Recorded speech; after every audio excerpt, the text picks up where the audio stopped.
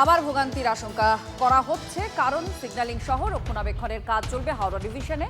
সে কারণে আজ একাধিক ট্রেন বাতিলের সিদ্ধান্ত নিয়েছে পূর্ব রেল লাইনের রক্ষণাবেক্ষণের কাজের জন্যই ব্যান্ডেল কাটোয়া রুটেও একাধিক ট্রেনের যাত্রাপথ কাটছাঁট করা হয়েছে।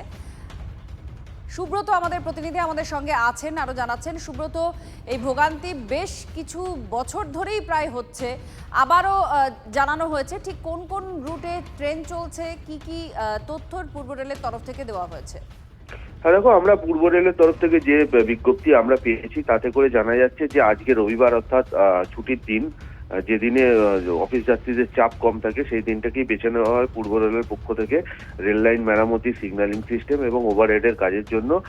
আজকে তারা কাজ করছে এবং সেই জন্য বেশ কিছু লোকাল ট্রেন অর্থাৎ হাওড়া ডিভিশনের প্রায় 12টি লোকাল ট্রেন সময় পরিবর্তন করা হয়েছে, যাত্রাপথে কাটছাঁট করা হয়েছে এবং বাতিল করা হয়েছে বেশ কিছু ট্রেন। এবং পাশাপাশি তোমাকে জানিয়ে রাখবো, হাওড়া আরামবাগ লোকাল যা আরামবাগ অব্দি যাওয়ার কথা ছিল তা কিন্তু তারকেশ্বর পর্যন্তই যাবে এমনটাই জানা যাচ্ছে। এবং কাটোয়া আজিমগঞ্জ যে লোকাল ট্রেনটি ছিল সেই ট্রেনটি আধ ঘন্টা দেরিতে চলবে।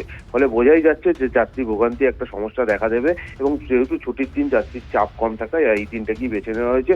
তথাপি যেসব যাত্রীরা ট্রেন যাত্রা করবেন তাদেরকে জানানো হচ্ছে যে তারা যাতে সময় নিয়ে হাতে বেরোয় এবং এই ট্রেনের কাজের জন্যই কিন্তু এই পরিকল্পনা নেওয়া হয়েছে পূর্ব রেলের পক্ষ থেকে।